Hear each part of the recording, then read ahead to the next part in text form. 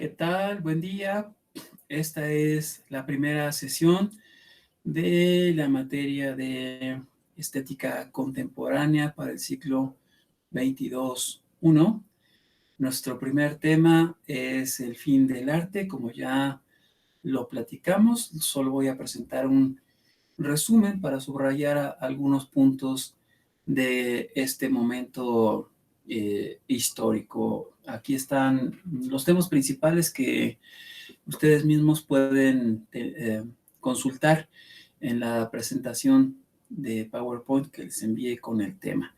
Vamos a hablar del fin del arte en Hegel y luego lo demás es prácticamente el modelo de Benjamin en la interpretación que hace Petzold, que es importante porque hay algunas críticas considerables al modelo benjaminiano, pero bueno, lo primero es que tengamos claro que el origen del tema del fin del arte se encuentra en las lecciones de estética de Hegel, es algo que toca solo en la introducción y por ahí al final vuelve a aparecer el asunto en la medida en que subraya o describe con atención la última figura del espíritu a la que él puede apelar, la última de la que él es testigo.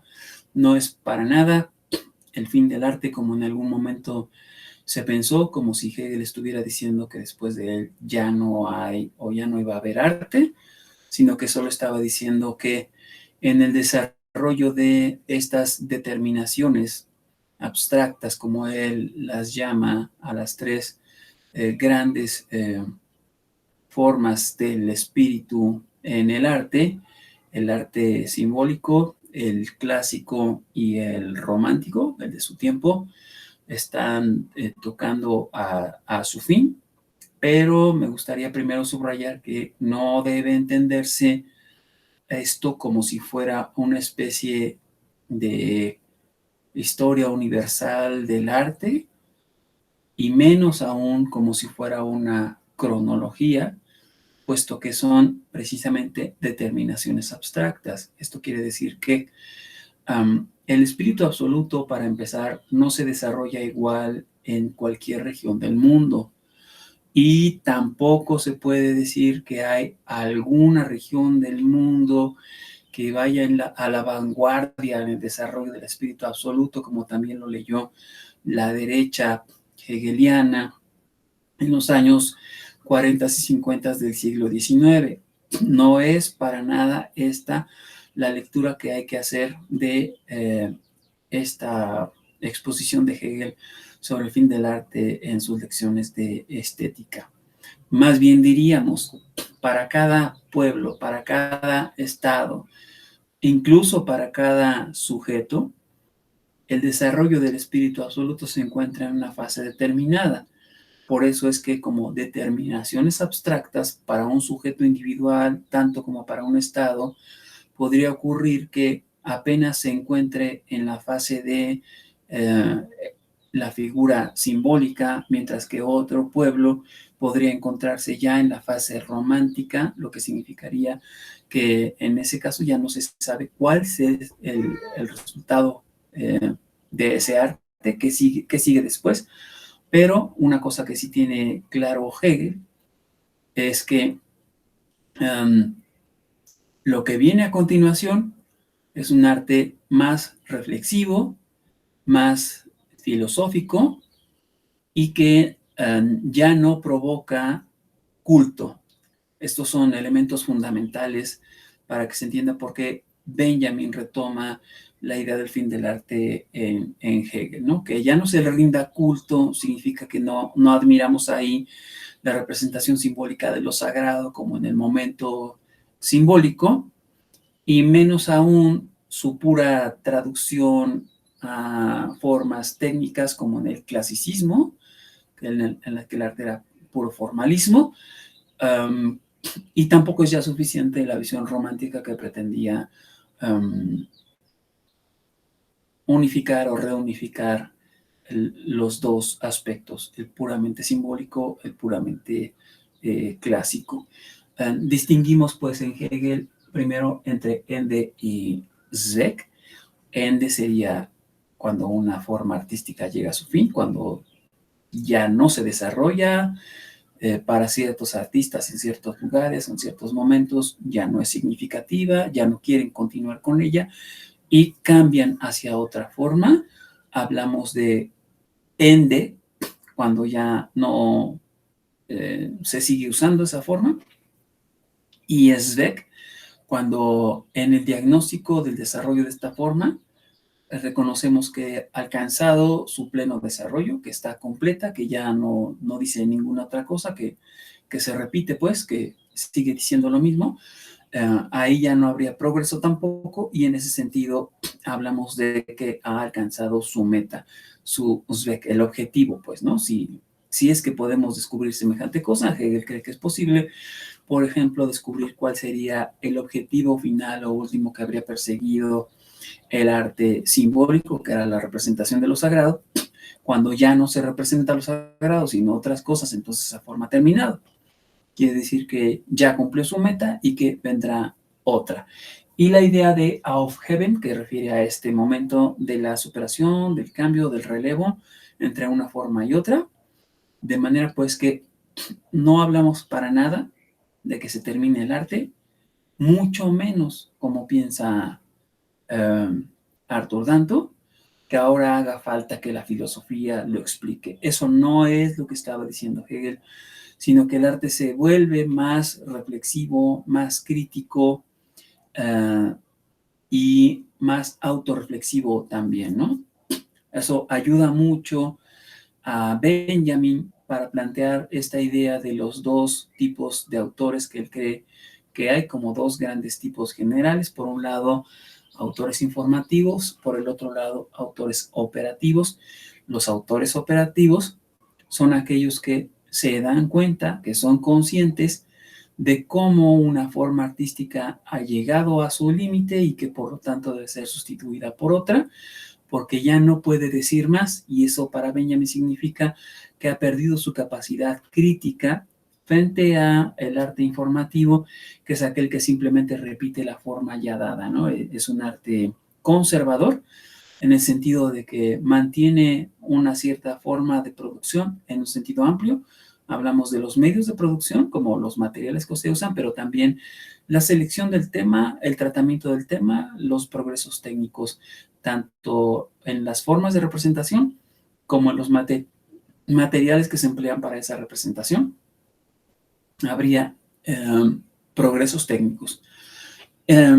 Aunado a la idea especialmente del autor como productor o de los autores que son operativos, dice Benjamin, hay que tomar en cuenta esta aportación de Bertolt Brecht de la técnica del extrañamiento propia del arte del siglo XX, por lo menos en la acepción que tiene Benjamin del arte moderno, en el que es posible romper con la exigencia del arte clásico o clasicista, de la inmersión en la obra, de la contemplación, de la actitud reflexiva y crítica, que siempre estaba exigiendo al sujeto formación, ¿no? Formación para ser capaz de actuar reflexiva y críticamente, según los exige la academia. Frente a eso tenemos más bien una serie de elementos como el gesto, el montaje, la cita,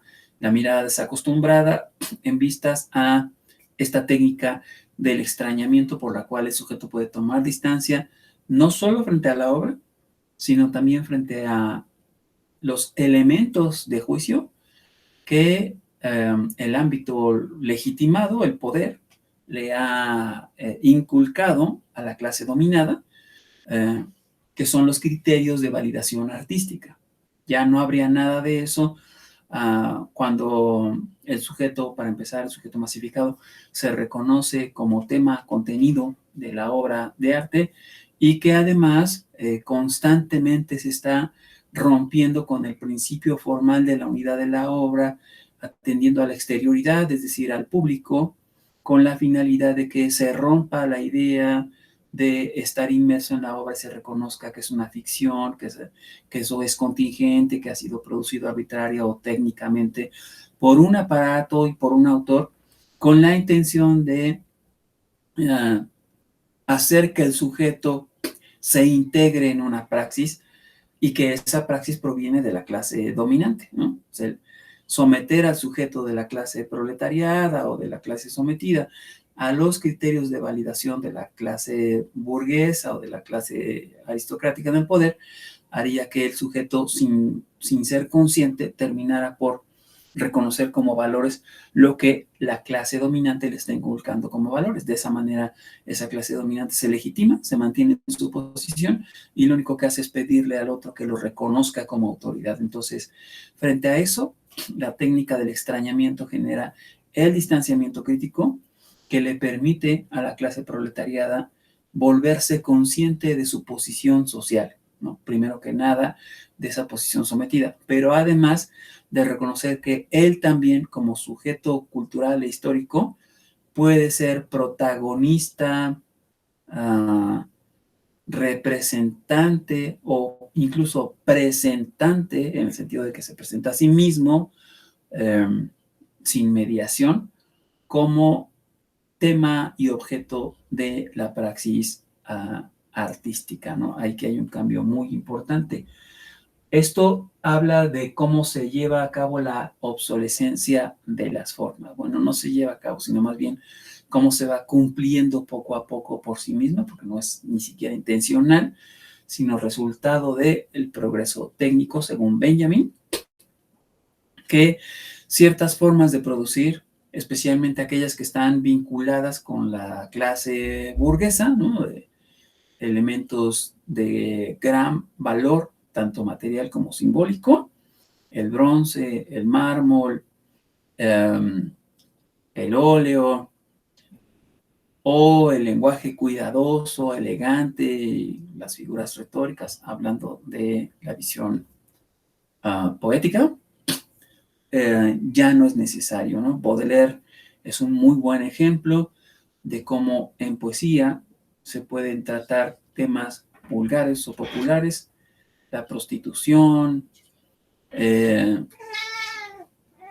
la vida en la ciudad, la vagancia, el alcohol, las drogas, esa clase de cosas, son ahora objetos de la poesía, cosa que era impensable. Lo mismo que en el terreno del arte, ahora puede representarse la vida de las clases populares, la vida cotidiana de lo más ordinaria, porque no es el tema lo que importa, sino a veces la técnica de representación, la capacidad mimética, la expresión, es decir, han dejado ya de dominar a finales del 19 los criterios tanto estéticos como artísticos del arte clásico o clasicista. Digo, clasicista en general porque no hablamos solamente de un periodo del arte como el periodo griego o el renacentista, que se conciben normalmente como periodos clásicos, sino toda clase de clasicismo que iría desde Grecia hasta el presente,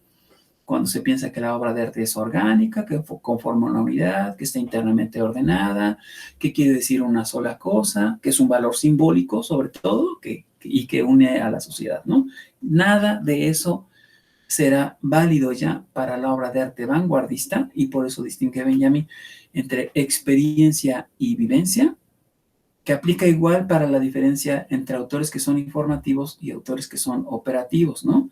Los autores operativos producen experiencias. Los autores informativos producen vivencias. En la acepción de Benjamin, una vivencia es la repetición de una experiencia, lo que quiere decir que no produce ningún conocimiento. En cambio, la experiencia es siempre algo nuevo que cambia, que choca, que cruza, que interrumpe ese flujo normal en el que se ha venido educando al sujeto, creyendo que la tradición histórica se mueve en una sola dirección hacia el progreso, precisamente en donde en la punta, en el momento de mayor progreso, están siempre quienes tienen el poder. Qué casualidad, ¿no? Por eso justamente esta visión de la épica de la historia de la cultura, como si nos dirigiéramos todos hacia donde mismo, como decía en alguna clase, como si todos debiéramos aspirar a ser como Finlandia o como Suiza o como Suecia.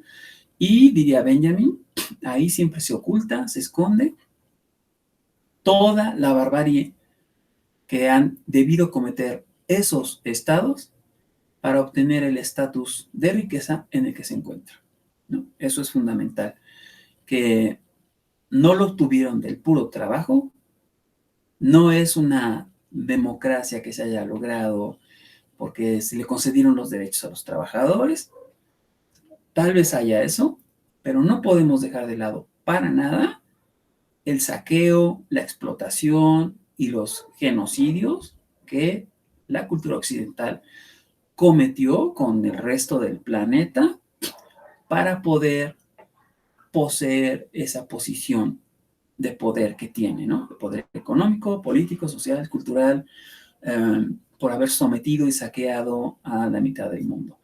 Entonces, esas cosas que se olvidan pondrían en evidencia que se está imponiendo un modelo de cultura, un modelo aspiracional de Estado incluso, para hacer que los demás se muevan en la misma dirección de los valores que se han impuesto desde arriba, ¿no? En lugar de que cada pueblo, cada estado, cada nación, incluso cada individuo encuentre en su propia tradición cultural criterios y valores de legitimidad de su cultura, piensa que debe aspirar a la otra.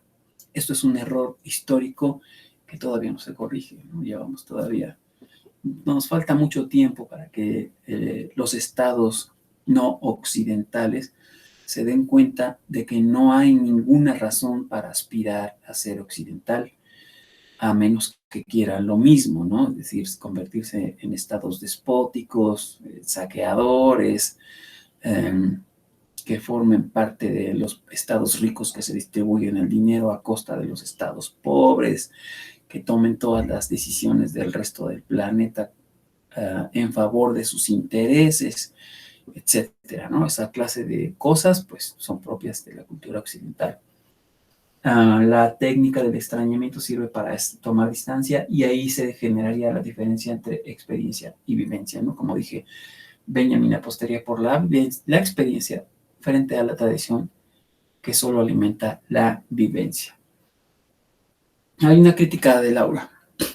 A veces se piensa que Benjamin es nostálgico de la decadencia de Laura, porque el primer capítulo de la obra de arte en la época de su reproductibilidad técnica señala que hubo un tiempo en el que la obra de arte era original y auténtica, pero esto lo dice en términos materialistas históricos, no lo dice en términos idealistas o ideales, es decir, no está diciendo algo así como qué lástima que se haya perdido ese momento en el que la obra era así, no, sino que está diciendo ese tipo de formación cultural, ese tipo de producción histórica, en donde las obras de arte tenían ese valor simbólico, lo que llama Hegel la determinación abstracta del arte simbólico, ya no está, ya desapareció gracias a la crítica marxista y por lo tanto, si en algún momento una tradición histórica se habría reconocido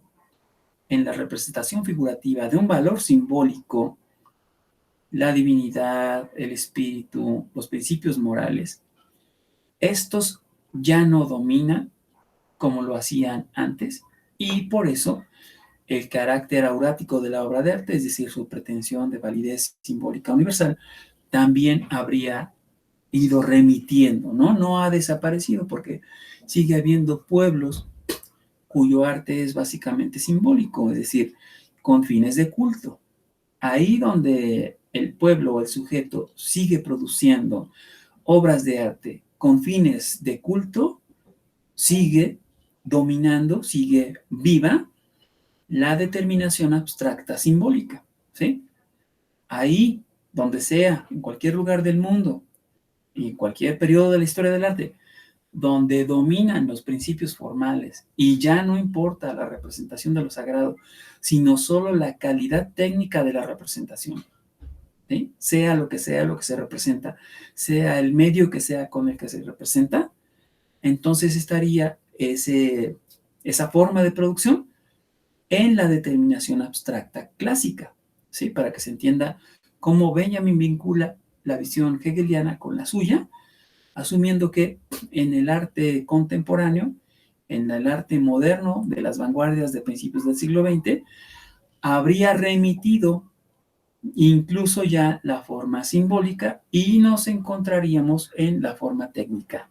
O sea, la obra de arte, que es el resultado del desarrollo técnico, no exactamente es lo mismo que el tecnológico, ya está ahí el tecnológico, la fotografía y el cine, pero lo que importa primero son los cambios en los procesos técnicos, es decir, las formas de producción, que ya no necesitas estar en la academia, no necesitas ser un artista formado en la academia para hacer arte, puedes formarte en la calle, puedes formarte en el desarrollo de un instrumento técnico como el aparato fotográfico. No había escuelas para fotografía, sino que la gente aprendió a trabajar con la máquina usándola, y en ese sentido se convirtieron en artistas que trabajaban produciendo fotografías, ¿no? Sin tener que apelar a criterios técnicos de composición, aunque al inicio se lo hicieron, propios de la tradición de la representación figurativa en la pintura, ¿no? Y luego al revés, la pintura copiando la fotografía. Yo diría que ninguno tiene prioridad. Uh, y el cine y la fotografía habrían ayudado mucho, aunque no son los únicos, porque justo ya no es necesario formarse en la academia y tampoco es necesario usar los materiales que las academias exigen, ¿no? Recuerden ustedes que la Academia Francesa de las Artes, no ha premiado nunca a un artista por hacer acuarela, ¿no? Por hacer estudios de la naturaleza, sino que se premia óleo, se premia mármol, se premia bronce. ¿Por qué? Porque se cree que esos son los materiales nobles del arte, del gran arte. Lo otro es secundario. Entonces, que los artistas dejen de trabajar con esos materiales significa que los procesos técnicos de producción ya no son necesarios. Se puede trabajar desde otro lugar, con otros medios, con otra formación. Entonces, en el terreno del cine y de la arquitectura, están cambiando las formas de producción a tal punto que incluso la recepción también está cambiando. Ahora la recepción es masiva, la obra de arte se reproduce mecánicamente en serie, llega a más público y, por supuesto, llega con una aura rebajada o incluso anulada, ¿no? ¿Qué quiere decir eso?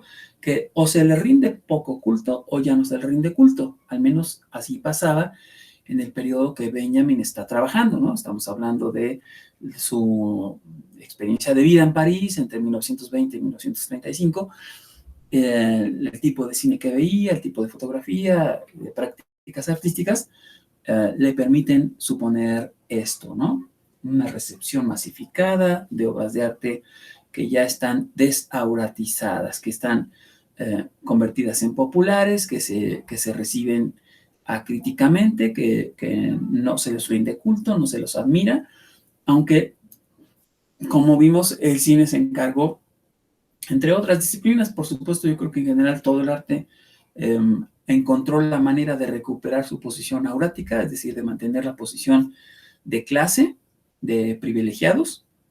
Los que producen arte son cierta clase de personas privilegiadas, los que consumen arte son cierta clase de personas privilegiadas. Se mantiene la diferencia de clase para poder mantener el status quo en general, ¿no? Quién tiene el poder, quién tiene la autoridad, quién tiene el derecho, como dice Rancière, incluso quién tiene derecho a la palabra y quién no, como quién puede hablar de arte y quién no, ¿no? Benjamin ve que el cine está facilitando un acceso masificado, igual que la arquitectura, porque son experiencias estéticas en las que el sujeto se comporta de manera disipada, digamos, poco seria, poco reflexiva, en términos de los criterios inculcados por la clase dominante, ¿no? Porque Benjamin está buscando que el sujeto sea crítico, pero desde abajo, que sea crítico desde los valores de las clases dominadas, no desde los valores de las clases dominantes, ¿sí? Se está buscando que la clase dominada encuentre su propia identidad y desde ahí produzca nuevas formas artísticas. Es exactamente lo mismo que piensa Hegel, que deberá ocurrir con el desarrollo del espíritu absoluto en cada pueblo y en cada sujeto.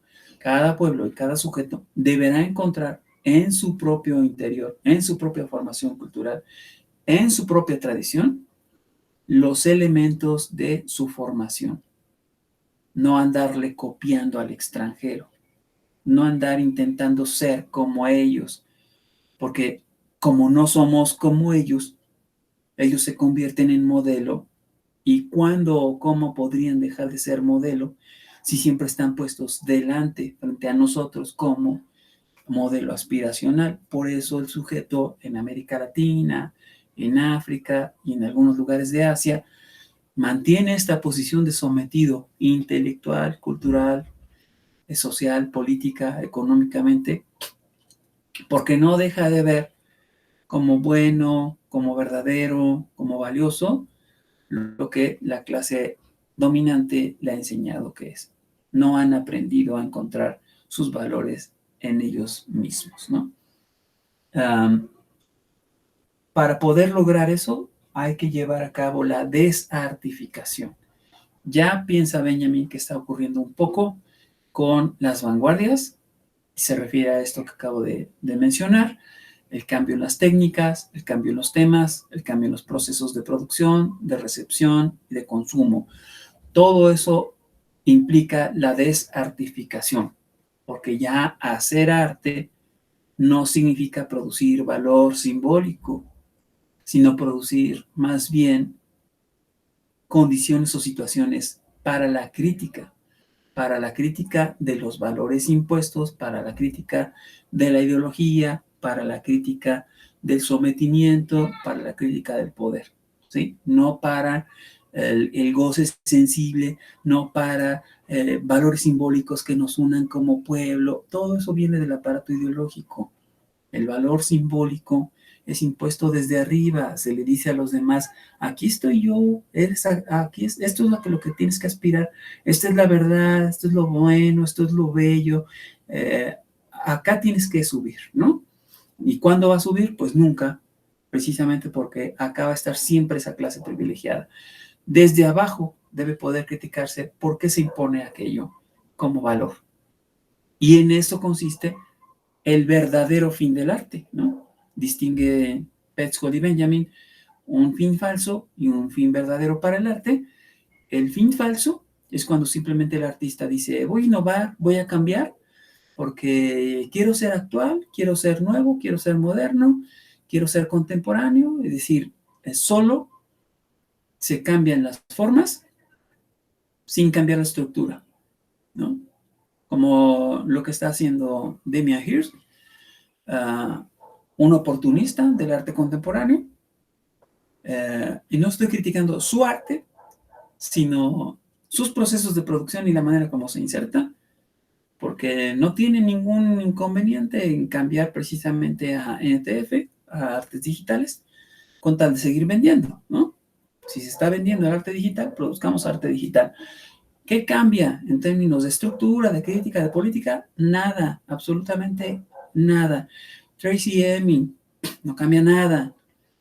Jeff Koons, no cambia nada. Yayoi Kusama, no cambia nada. Murakami, no cambia nada.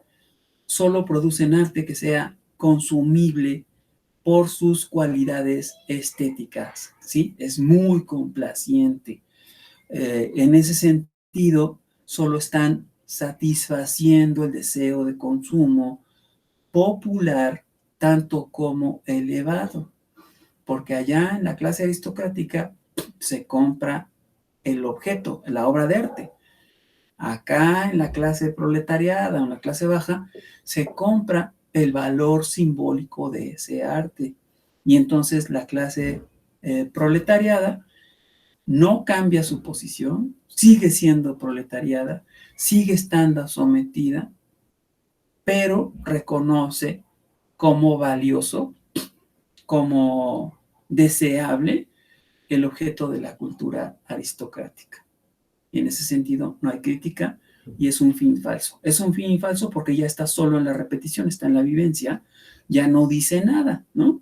Ha alcanzado su ende, perdón, su zek, su meta, porque su meta es el consumo. No ha alcanzado ningún fin, porque el fin del arte tendría que ser la crítica, ¿sí? ¿Por qué? Porque solo así puede presumir que llegue a su término. Solo así puede decir, ya dije lo que tenía que decir y se acabó, pasemos a otra cosa. El otro dice, ya lo dije y lo repito y además te lo voy a volver a decir y te lo voy a volver a decir una vez de nuevo y te lo voy a volver a decir otra vez de nuevo, pero con otro color y con otra forma y con otra figura, siempre lo mismo. Pura estética, es decir, pura complacencia sensible. Por eso se exige la desartificación, ¿sí? No solo cambio de las formas, sino también de los procesos de producción y de las relaciones de producción, ¿sí? No se trata de que ahora el proletariado domine sobre el burgués. ¿Qué cambió ahí? Nada, ¿sí? Son otros los ricos, pero sigue habiendo, ¿sí? Desde el punto de vista de la distribución de la riqueza, sigue siendo mal distribuida.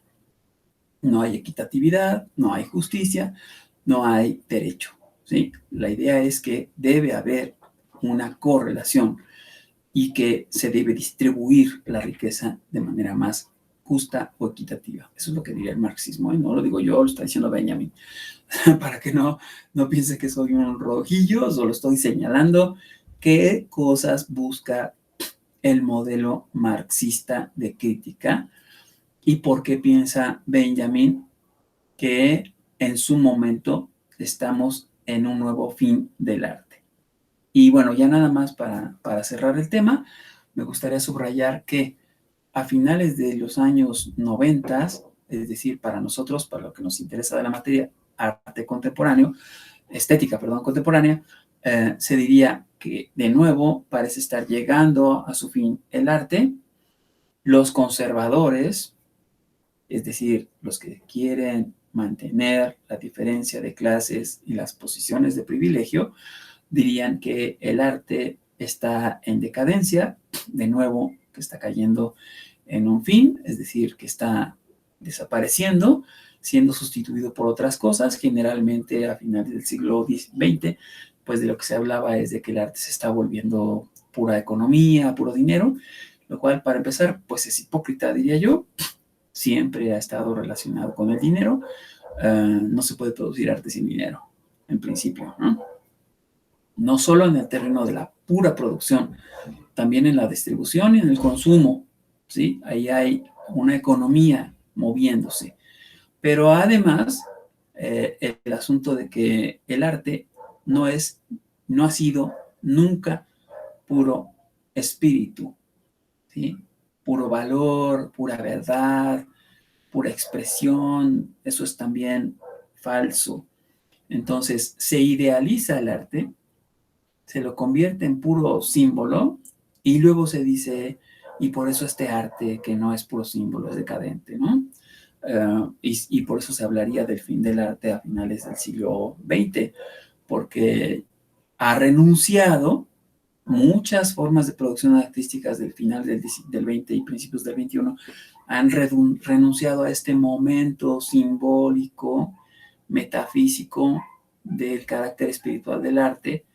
Se han vuelto muchas veces cínicos los artistas y además de eso pues están asociados con la política, con la revuelta, con la crítica, que es justo lo que diría Benjamin, consiste el fin del arte, ¿no? Cuando el arte sirve a otros intereses y no es arte autónoma, arte en sí y por sí, sino que sirve a la política, sirve a la crítica, diría Benjamin, ha alcanzado de verdad su eh, ende, su fin, su meta. Ahí están las dos cosas juntas, porque es crítico y tiene que cambiar, ¿no? Uh, entonces, quitarle al arte ese momento simbólico y aurático que lo convierte en espiritual, sí, es un fin del arte, pero puede ser visto como algo positivo y no como algo negativo, pero El ala conservadora siempre verá eso como negativo, ¿no?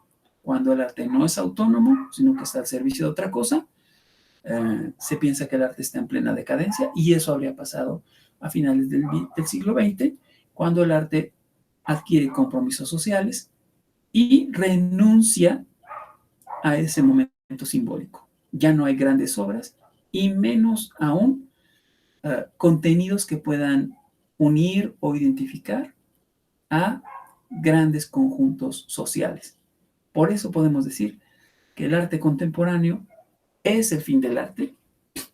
El verdadero fin del arte, al menos para nosotros contemporáneos, para mí, definitivamente, el arte contemporáneo como esto es el arte actual, el arte que debe atenderse, porque ahí hay cinismo, superficialidad, banalidad,